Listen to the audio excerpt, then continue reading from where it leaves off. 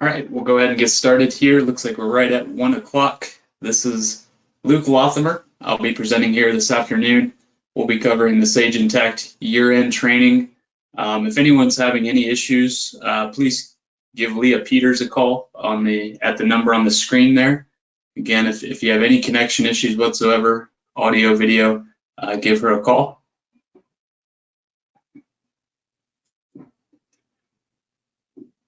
We are offering CPE credit for the training today, so if anyone wants to receive that, please email Leah at her email address there on the screen, and just note in the subject line CPE credit so she knows that that's what that is for. We are using GoToWebinar. Many of you may have attended trainings with us in the past, and we've used this. So today we're going to log questions via the chat box. So there, the screenshot on the slide, you can submit your questions. We will not be opening up phone lines, but we will plan on addressing any questions more towards the end of the hour so that we're able to get through all of the material.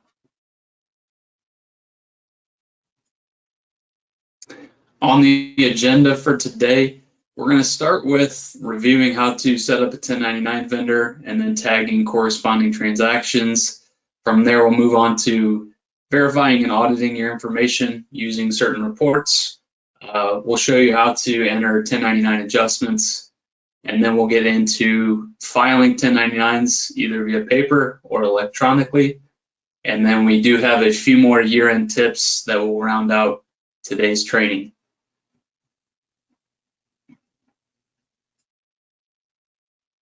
Many of you have probably worked with one, two, or all of us here on the screen. We have added a few consultants as we've gone along here, so you may see some familiar faces as well as new faces. We also have another one we don't have captured here. I noticed Logan on our team, so if you ever have any questions or need help with anything Intacct related, feel free to email us or give us a call at the numbers at the bottom of the slide there.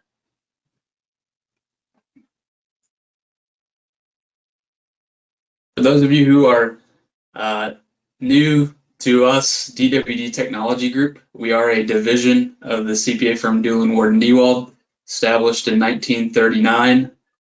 We are located in Fort Wayne, Indiana, so the northeast corner there, and we are made up of around 65 staff.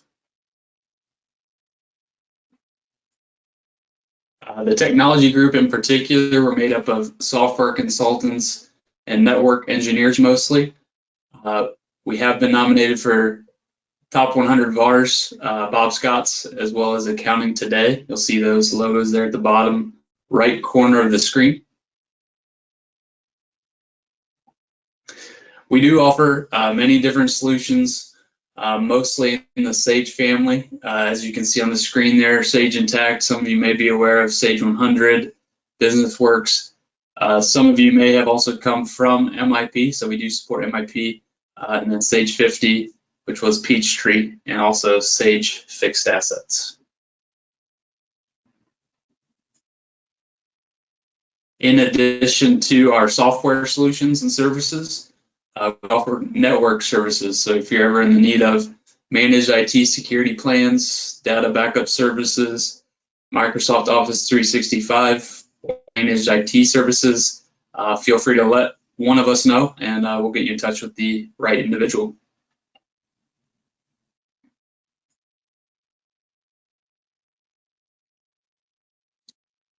Okay, we're going to go ahead and get started here. I'm going to do most of these topics within the software. So I know the slide deck here, you have that for you to reference. If you have that pulled up on your screen, or if you're looking for it, you can find it in the GoToWebinar panel. There's a little handout section that you can download the PDF and refer to that as I go through this.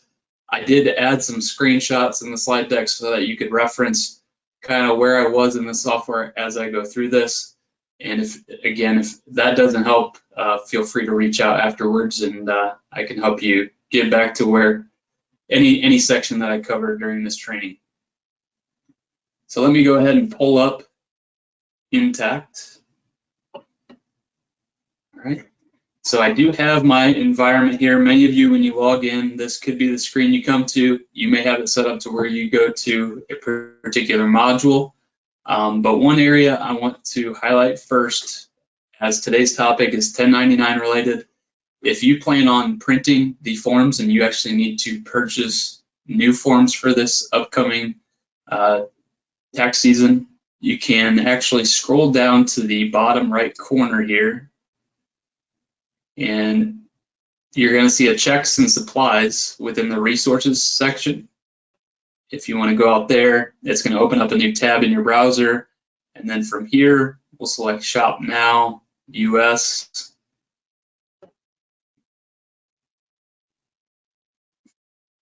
And then the tax forms tab at the top, that will take you to the area where you can purchase. It's going to have all of your needs 1099 related. You'll notice that this one here at the top references NEC, but if you have other 1099 types that you need to purchase, they're going to have all of these located here along with the corresponding pricing. So you're going to see different options even with the same name. What that really deals with is, do you want to purchase the envelopes along with the forms, or do you want to have however many multi-pack with it? So lots of options if you need to purchase forms. If you plan on e-filing, I'll kind of go through what the e-file process is going to look like here later on in the training.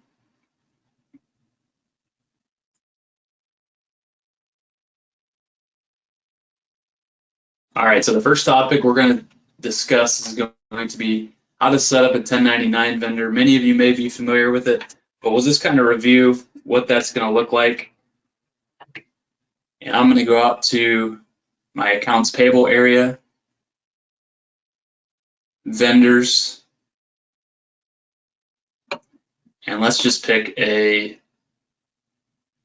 different vendor here that may not be set up on with 1099. So if you click edit, I would always recommend, let me go back here. I'll go back to my vendor listing. If you're looking to make changes to the 1099 information, go ahead and click your edit button to the left of that vendor. And then where we're going to go is the additional information tab here at the top. And then out here, you're going to see the 1099 fields. So the ones I want to point out are going to be tax ID. You want to make sure to have that filled out if it is a 1099 vendor. The 1099 name, that's going to be important if they happen to have a proprietor name. Maybe it's not the same as what their vendor name is. If that's the case, if they have a doing business as DBA, that's where you'll want to put that. And then that'll be important when you print or file your 1099s as to what that uses, what the software uses. And then if the vendor's not set up, you're not going to see any information here, but you're going to see a green hyperlink. So if you click on that, that's going to open up a new window here, and you can select what type of form and box that this vendor should have. So I'm going to say non-employee compensation in this example. It's going to pre-populate box 1, but you can change that if need be. And then if you are, if you have multiple entities or own a multi-entity console, you can select which entity this should go with. You can also leave it blank, but just want to point that out because you'll want to be processing your 1099s by entity most likely. So we'll go ahead and save this, and we'll save this at the top.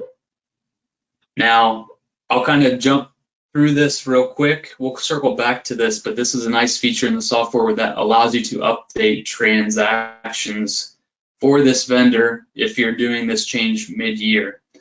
Now, if you're new to Intacct and you're either in the implementation phase or this is your first year where you're processing 1099s, you may not get this pop-up. I'm going to circle back to this and just kind of review again. Yeah, do not update previous transactions. And I'm going to assume in our example here, we're new to Intacct and we need to review the balances for the year. So Again, I'm going off the assumption this organization is new to Intacct, and we just want to make sure that the beginning 1099 balances are correct. So you'll notice that since I plugged in that information, now this vendor shows default NEC form as well as box 1. Now when I click into this green hyperlink again, that's going to bring up this. So if you ever need to change this, maybe in the beginning it got tagged incorrectly, maybe this should have been a miscellaneous form and box type, you can make that change.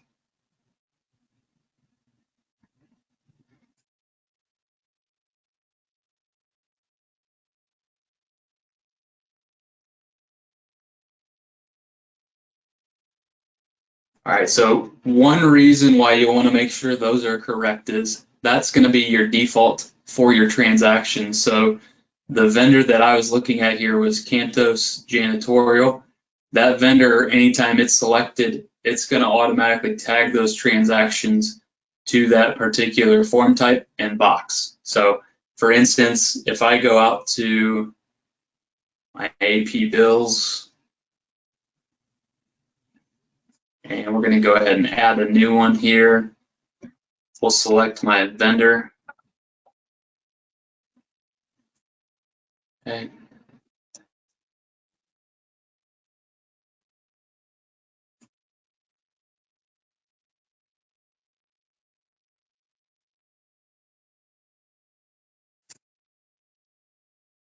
The important part, so this could vary by organization. So what I'm about to show you, it very well could be on your screen. It very well may be on this details tab when you click this, where I'm hovering over with my cursor.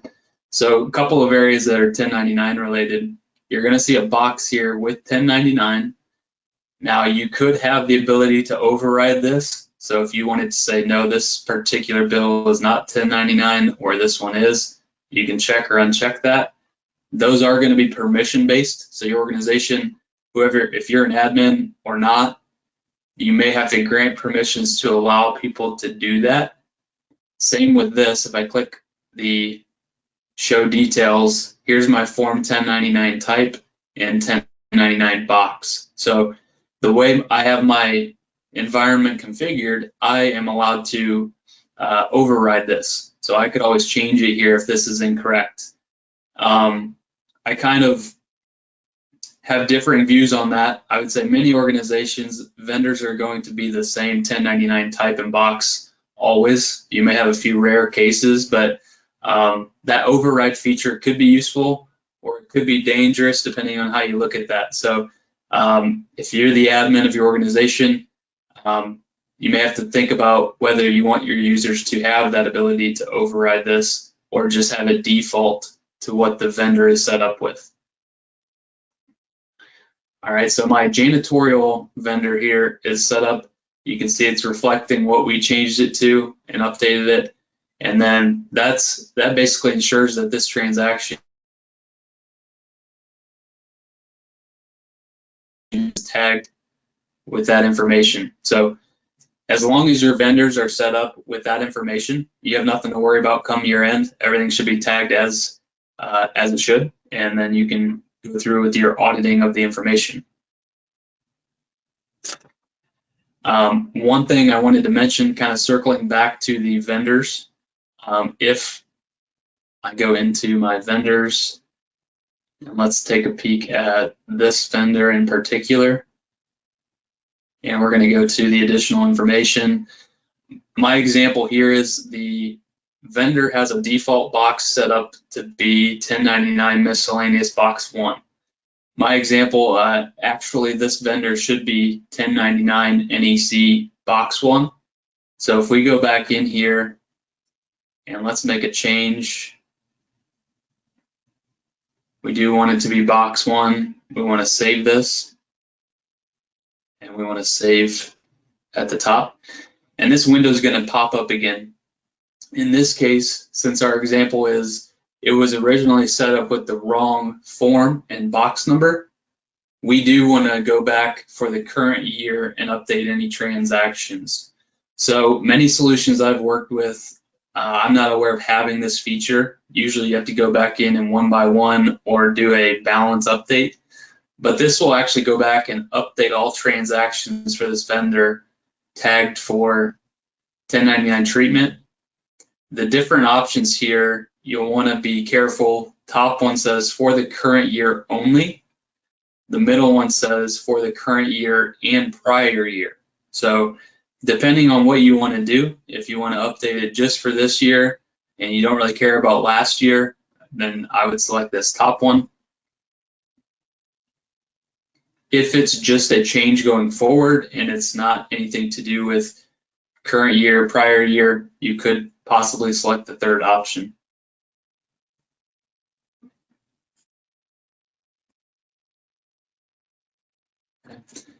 And so that's going to go in and update all of those transactions for the vendor.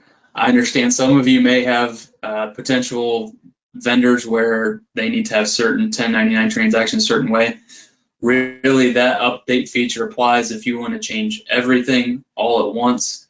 Otherwise, you may have to go in and individually review what transactions need updated if there happens to be a split there.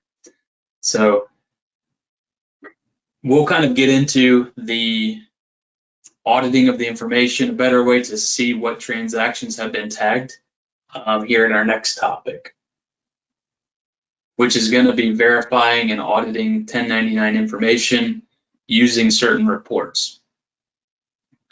So we've kind of covered vendors, how they need to be set up so that transactions are automatically tagged. As long as those are set up accordingly, nothing to worry about. You just want to be aware as you're adding vendors to make sure you update that, and so that flows through automatically and you're not having to backtrack come year end. Now, if for some reason something didn't get set up correctly, we're going to show you this 1099 report that will then show you the detail and possibly help in making corrections or adjustments. So again, I'm venturing over here to the far right column, 1099s, and then the 1099 report. And I'll kind of run through the information here and highlight the most important parts. Mine here, the time period section, you'll notice just like many other reports in the system has a reporting period at the top, or you can override that with a starting and ending date. In our case here, I'm going to run it for the full year of 2023. Then jumping down to the filters section, if you want to have a vendor range that you're aware of, you can run it for that. I'm going to leave my default selected up here, select all vendors. And the key to this report is it's only going to show you vendors that are tagged to be issued a 1099. It's not going to run it for all vendors, just those that we've set up to receive a 1099. Same thing for employees. If you are running it for employee-based compensation, non-employee-based compensation, you may have employees, your employee dimension set up and need to filter based on that. You can group by specific ways if you need to group by 1099 category or vendor and employee. And then you may want to pick a particular entity. So if you do have a multi-entity company, you may want to select the one that you're looking to process first and kind of go through those one by one to make sure everything ties out. 1099 form type, when you first run this report, I believe this is blank, and you'll actually have to click the add or edit in green font here. That's going to open up and you're going to see all the supported 1099s that Sage Intacct can process. So right now I've just got NEC and miscellaneous, but you can add any number of these from left to right. These next couple fields are very important. So I would say if you kind of skim over the ones I just kind of went through outside of the form type, these are important in certain senses. So transaction information, by default, it's only going to show transactions that are tagged with a 1099 form and box. I would strongly recommend changing it to show all. The reason being, you want to see if anything has been not tagged in error and needs to be updated. So that's why I would change it to show all. You do have this checkbox to show minimum eligible amounts only, which is saying, for instance, the NEC01 threshold is $600. So if you check this, it's going to only show you those vendors who have exceeded that. And then we get our summary or detail. The key difference here is for your vendors, do you want to see just their balance and what they have from a 1099 perspective, or do you want to see the detail behind it? Meaning, do you want to see the transactions that have been tagged with the 1099 form and box, and then kind of see that detail? You might start with summary and work your way to detail if something doesn't look right.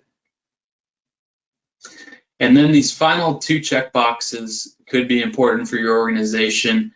If you're using the credit card payments or credit card transaction functionality, you may want to exclude these payments so that they're not counted towards your 1099 balance. Again, that's there for you if you need it. Same thing, the second checkbox, include bills paid with credits or advances. Depending if you need to exclude or include those, you have a checkbox to do so. Then at the very bottom, we just have a format section. You can choose to print it in portrait or landscape. You can have it sorted in a specific way, and then your titles at the very bottom. So let's venture back up to the top of our report here, and we're going to go ahead and click View. All right, and so I'm going to scroll down. Again, the way I have it grouped is by vendor, and you're going to see the transaction detail because I decided to show the detail instead of summary. And I'm going to focus on this vendor right here. This is the one that we changed the box from, or the form and box from miscellaneous to NEC. So if you look to the far right here, you'll notice the 1099 category is NEC, which is what we would have expected.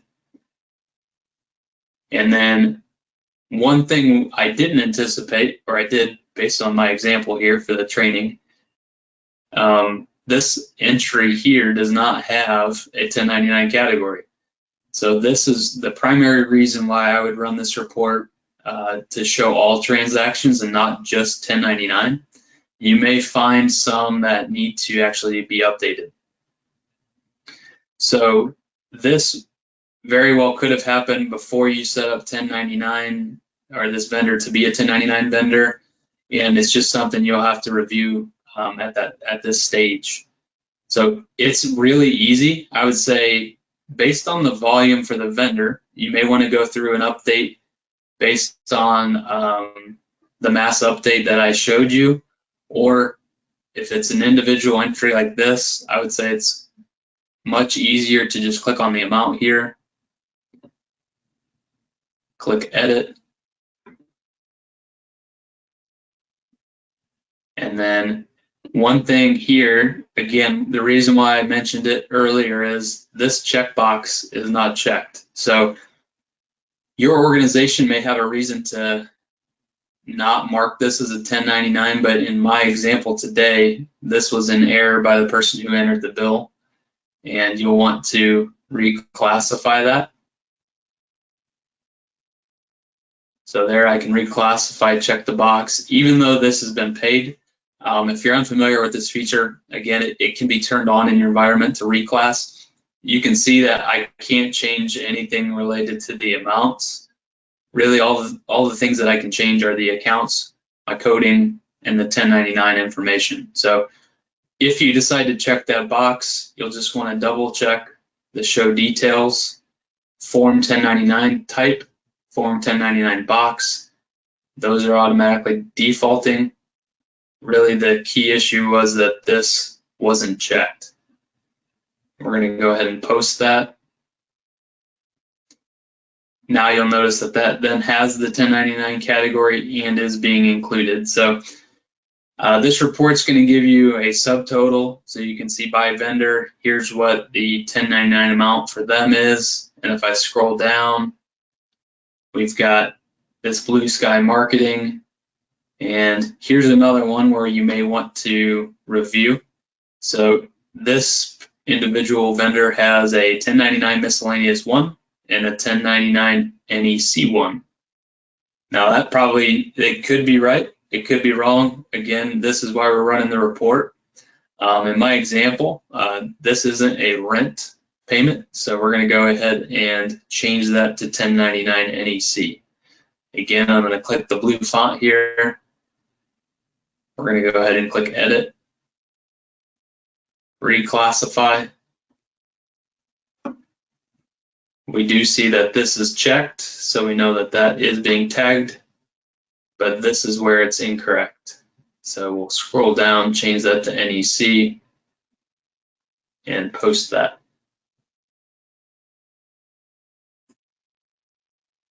Okay. Now you'll see it regrouped those together. We then have an updated balance, and then we can scroll down and continue auditing the remaining vendors. So it's really user-friendly when it comes to updating these transactions, as long as you have the permission to do so. If you have a much higher volume and you need to update those, that's where I would probably recommend going back to the vendor and making that change to where it does a mass update for the vendor for the current year or current year and prior year.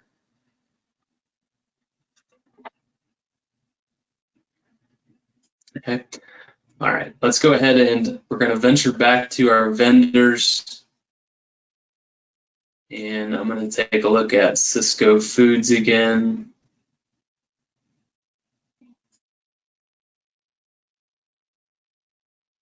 And we're going to pick an entity. And the reason I'm going to pick an entity, so going back to the example where if you're just starting out on Intacct, you're going to want to have your beginning balances in this field here. Again, I'm using non-employee compensation as my example. So you want to make sure that you're populating the right box. But DWD, if we helped implement you on Intacct, we would have already filled this in, more than likely. But if you need to review this, this is where your initial values for this year will be. So non-employee compensation, if this vendor, let's say you went live on Intacct as of November 1st, you would want to make sure that your 1099 balance for this vendor is reflecting everything from January through October. So you would come out here, plug in that value, and that ensures that that is captured when you go in to process 1099s. These can also be imported. So if you find that, hey, we're missing some of this for the entire year up to when we went live, certainly reach out. We can help you create the import, and you don't have to come in and punch these in one by one. Same is true if we were going through adjustments back on the prior screen and then through the mass update. If you happen to find that the 1099 amount is off a specific amount and you don't want to have to spend the time and go through and adjust everything one by one or in mass, you can certainly plug in a value here. If you've been on Intacct for a few years and you notice that 2023 balance needs to be decreased by $400 to get you to where it needs to be, you can use this field as an adjustment to your initial values. So keep that in mind. I probably wouldn't recommend it for that purpose, but I would say that you could use it in that fashion.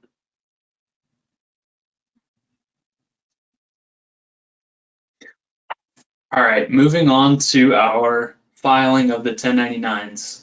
So we're going to start out with filing them via paper, and then we'll move on to the electronic. So to date, we've covered vendors, making sure they're set up correctly. We've audited the information via the 1099 report. We've made adjustments to make sure the totals are where they need to be. And then at the bottom of the AP section here, you're going to see a 1099 section. And we're going to go through some of these options. This export 1099 file, this basically prints it out so that you can review all of that in a spreadsheet as opposed to clicking one by one or that report that we ran. So if I go ahead and run this, we want to run it for 2023. We want to run it for all 1099 vendors. Let's exclude these and include vendors regardless of 1099 set. No, we don't want that. And this one is going to make you define the entity. So we'll go ahead and select that entity in this case. And we'll go ahead and export to Excel.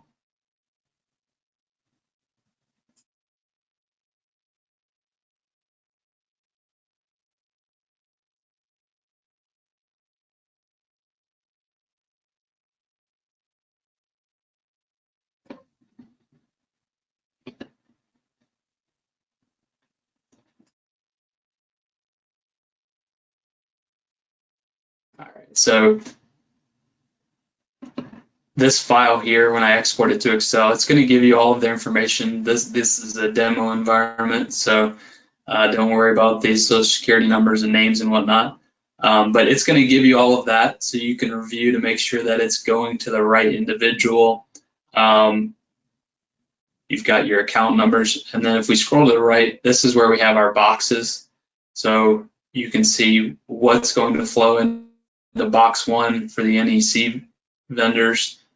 And then you can see the entity's TIN to make sure that's reflecting correctly, the entity's address and whatnot. So this is kind of your final check before you process the 1099s and are ready to print them out. Final verification to make sure all this information is correct.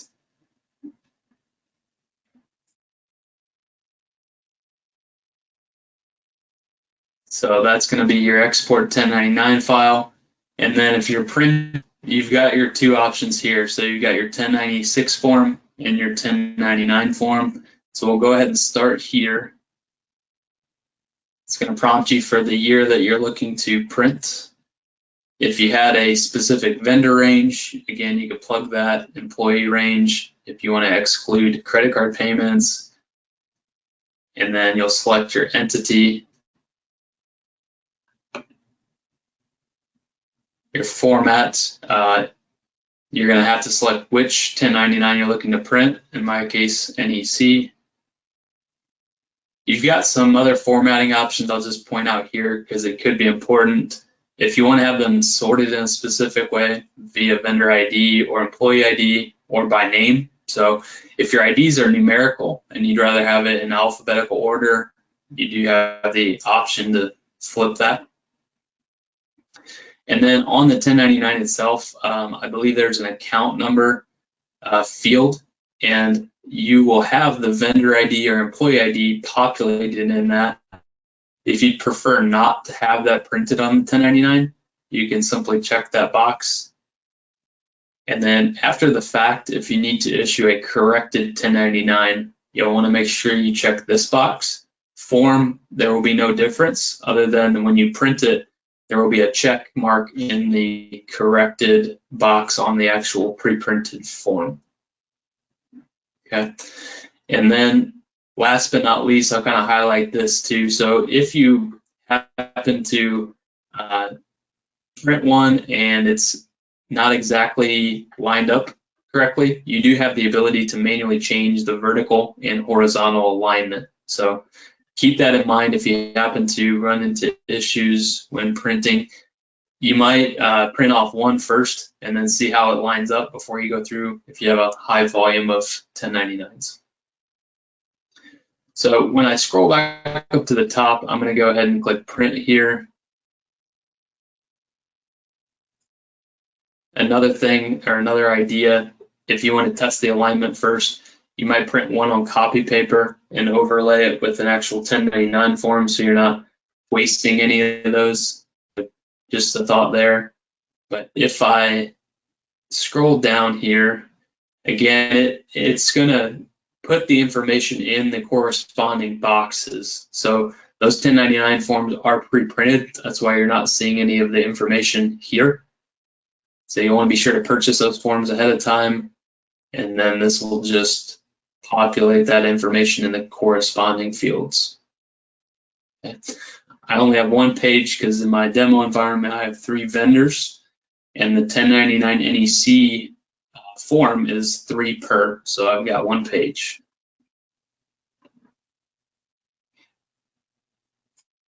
If you wanted to download a copy, you do have the ability to save those to PDF, and then you've obviously got your print option, and you could load the printer with those pre-printed forms.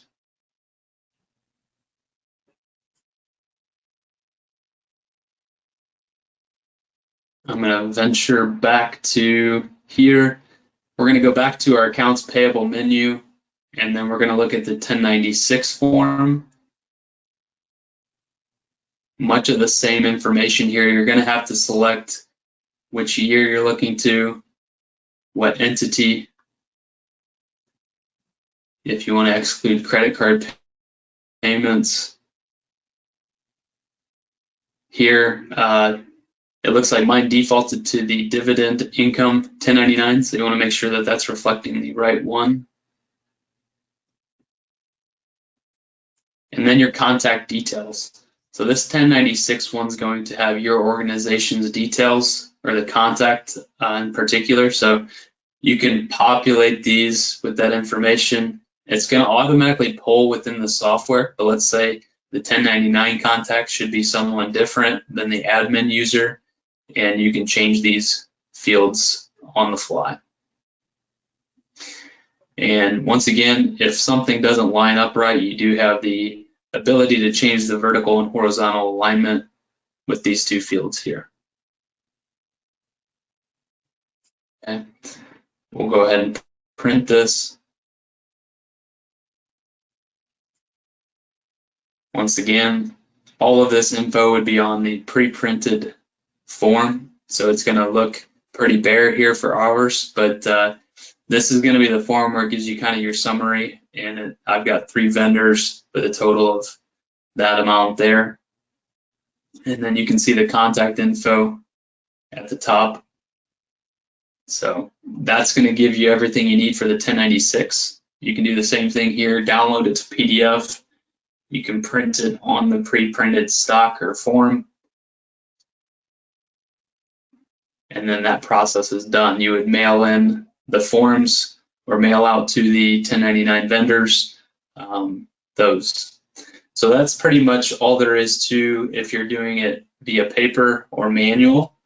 And so next I'm going to jump into the electronic version.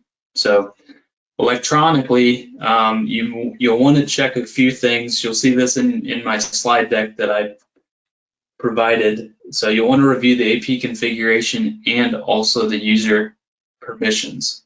So if this may be your first year, you'll want to make sure that it's first turned on to have the ability to e-file. So if you're looking at my screen here, if you do not see the 1099 e-file submissions, that means either you don't have permission or your organization doesn't have that turned on yet. So if you're an admin user, you can check this by going to Setup, Configuration, and then we're going to scroll down here to the 1099 section. So I want to point this out too for a couple of reasons. When we were mentioning earlier, when you can override a transaction for the 1099 checkbox and also the form and box override, this is where that is configured. So if you want to allow your users to handle those overrides, you can check the boxes, or if you want to prevent them from having the ability to override, you would uncheck these.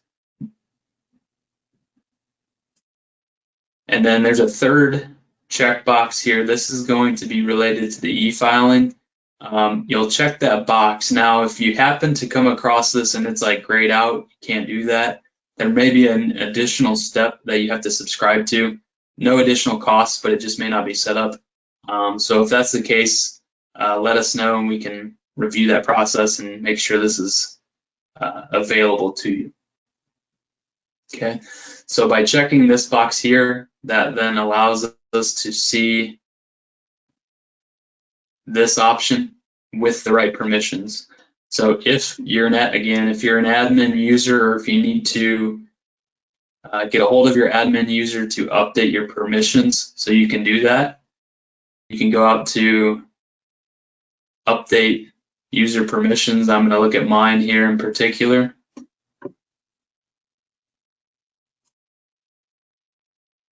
And we'll scroll down to AP.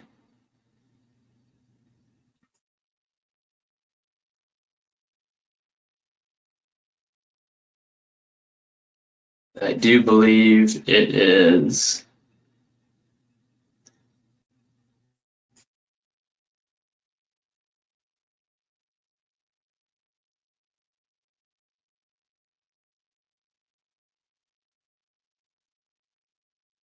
and I do have it in the screenshot. For some reason, I'm not seeing it on my permissions, and I may have skimmed over it. But again, refer back to my slide deck, and I can, once we get through all the material, but you'll want to make sure that that one in the slide deck is checked for any user who should have the ability to e-file.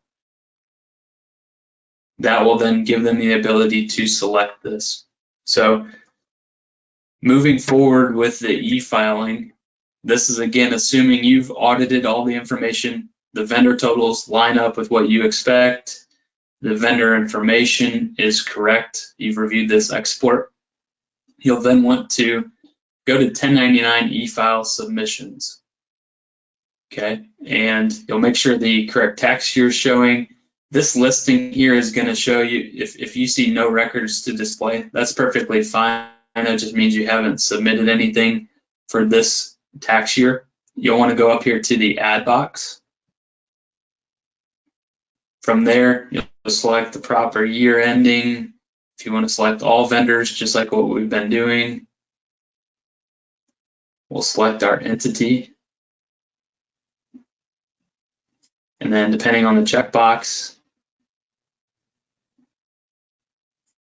and then down here, going to be very important for your e-filing, which 1099 form you're looking to submit. We're going to change this to NEC. Go ahead and click e-file.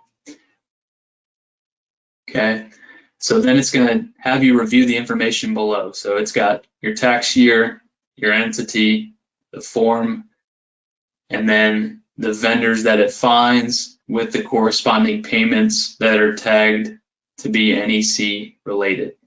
So once, as long as that all checks out, you can e-file here if you plan to go through Tax Bandits. So Tax Bandits is the preferred e-filing provider for 1099s. So if we click e-file here, this is going to take us out to their website.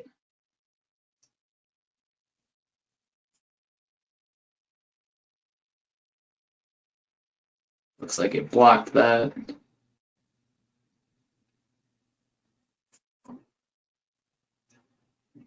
You may want to double check your browser settings before you do that.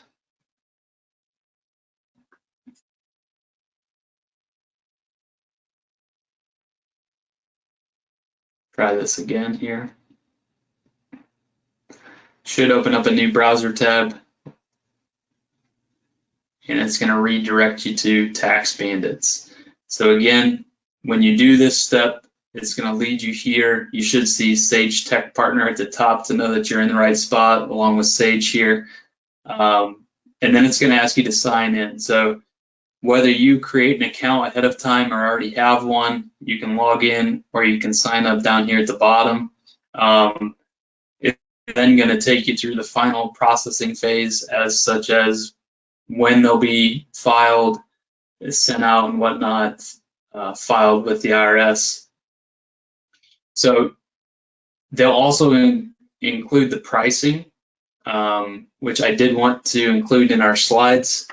And I'll jump to that at this point. Let's go ahead and go there now. I did want to show this slide. So yeah, I think I highlighted this bottom left corner here. 1099 report is the one that you'll need to have access to for that. So just make sure your admin or an admin user updates your permissions if you are the one processing the 1099s but are unable to see some of the features. Okay, clicking through here. All right, so this is where I wanted to get to. So you do get a 10% discount with Sage being a partner with Tax Bandits. You can see the pricing, so across the top based on volume, and then along the side if you want to have different things e-filed, so federal, state, you want to have online retrieval, you want to have things mailed to the vendors. So entirely up to you as far as how detailed you want to be with that. I do want to make a note of one thing. It does say in this blue section up top, online recipient copy portal free. And then down here it says online retrieval fee. So those are two different services. It's not like it's telling you it's going to be 50 cents here, then it's free up here. Those are two different things. So just wanted to clarify that.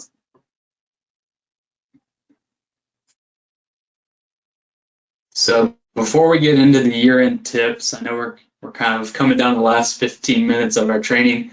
I will take questions on the 1099 topics, and then we can jump into the year-end tips if we have time. So I'll pause here and share if there were questions. We do have a couple questions, Luke. The first one is from a client that has multiple entities, and she's asking, if you have a vendor that is used for multiple entities, how should the entity field be set up? Do you have to manually change this as you print each entity's 1099?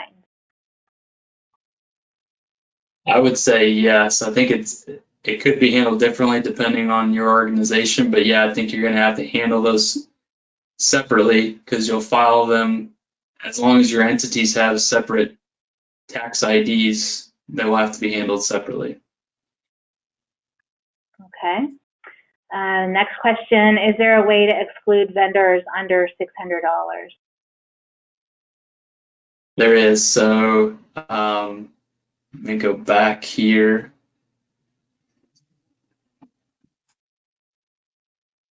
And I think the software does that automatically. Now, if you recall some of the reports, let me go back here.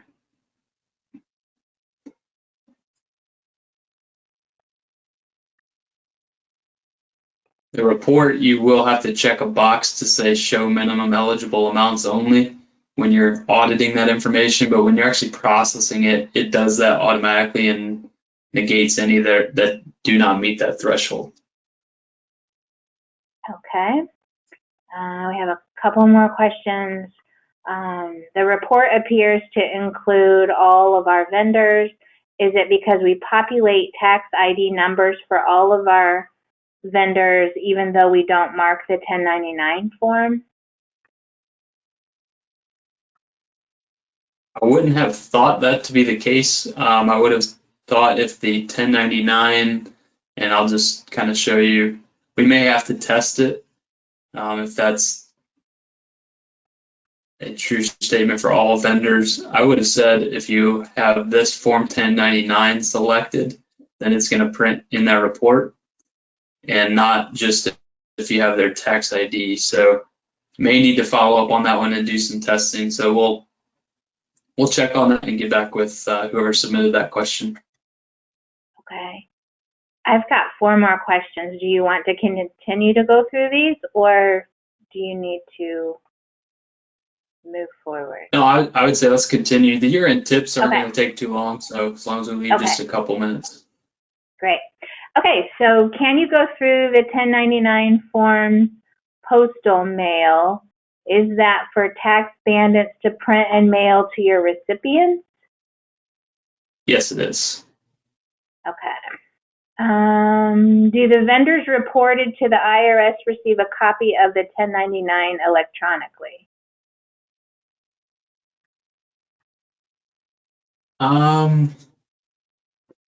I believe the answer is yes, they can. I think you'll want to make sure that their email address is populated and intact.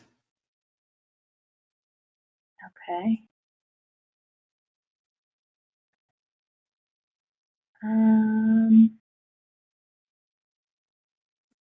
Just to clarify, we would have to run an e-file for each type of 1099, miscellaneous, div, int.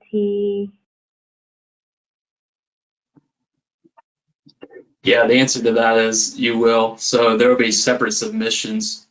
So when you go through, and I've got it pulled up here, when you do your submissions,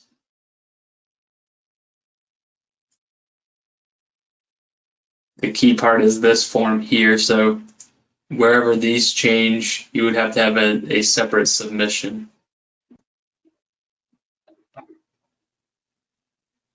Okay.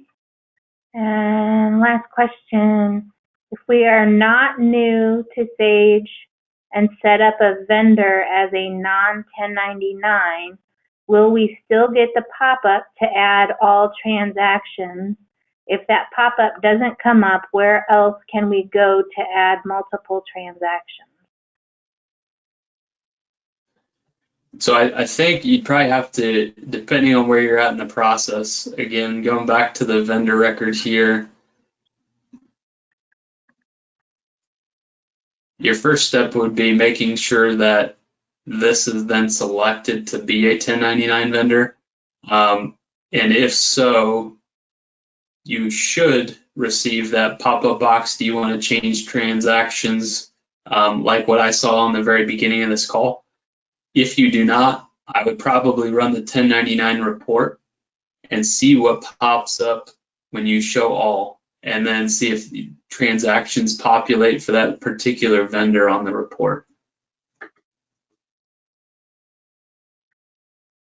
Okay.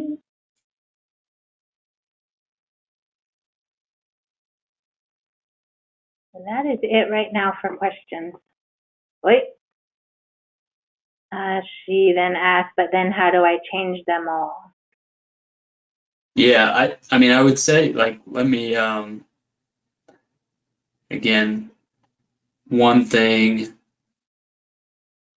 if I find a vendor in here that I know is not a 1099 vendor, let's just try this one. If I change this one,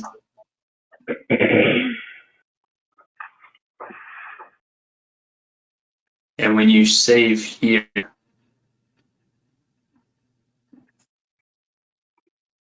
so I think that could be it. So you have to save and then save again, and then you get this window. You might try that and see if, because this vendor wasn't set up previously to receive a 1099, I just changed that. And when you save and save again, you should get this window.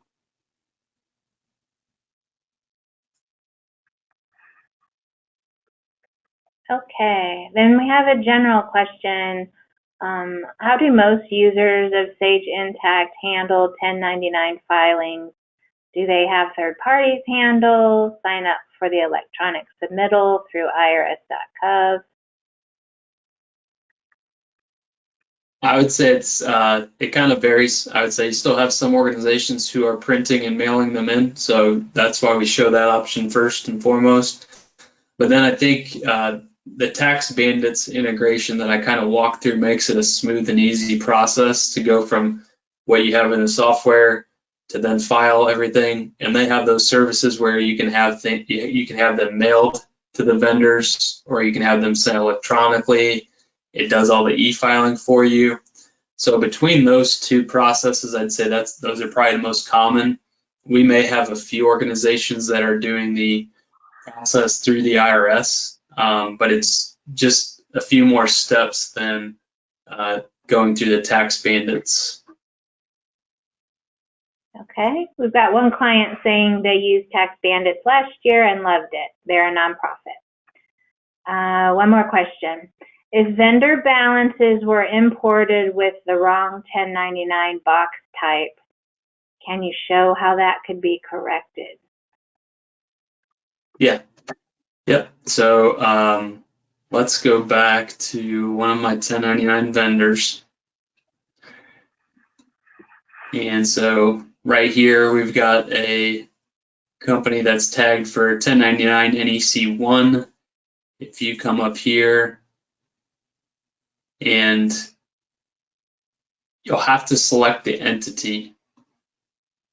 That's going to then drop down here. And so if it's beginning balances, you could have this, or it should have a value populated. So for instance, if it should not be non-employee compensation, you would just clear this value out, but make note of what it is. And then you can change this to, let's say it should be miscellaneous. Again, it could be a bad example, but if it should be rent related, you then take the value that was populated there and input it here. That's how you would update your beginning balances. If you feel like your beginning balances were incorrect for many vendors, you could update it through an import, but on a one-by-one basis, this is how you would do it. All right, that's it for questions right now. All right, so a few year-end tips. I kind of noted users and permissions, never a bad thing come year-end to review your user count. So if you're an admin of the organization, this may be more directed at you, but you may want to take a look at how many users you have. If there are any that can be made inactive, that could potentially get your user count down, save you some money, or if you have more than what you had purchased, you may be receiving a bill in the near future for an additional user.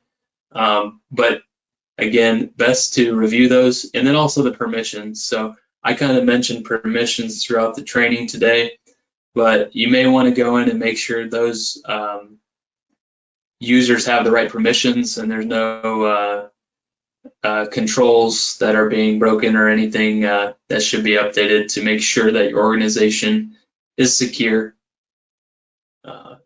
So again, users and permissions would be one area I would say to review come year-end time. Reporting periods. This is an area that you can update fairly quickly. So if you go out to company, again, this may be an admin user or close to it, you'll have to have access to company setup import data. And you're probably wondering, well, why am I coming out to import data? What am I importing? But you're going to see reporting periods out here, and there's a default option. So if you update the default option, if you click here, it is going to create the next year's worth of reporting periods. And if you're wondering, well, why do I need to do that? This is going to be very important for your reports. So when we come out here to reports, reporting periods, now you'll see 2024 values. So many of you, if you haven't done that step yet, you may not see 2024 values, but by doing it the way I just did it, it does it automatically. So you don't have to punch these in one by one. So it's very speedy. The other thing I wanted to point out too, budget related, with these reporting periods, you'll see that use for budgeting is checked. So depending on if you budget on a month-by-month basis or an annual basis, I just want to make sure that those are set up correctly.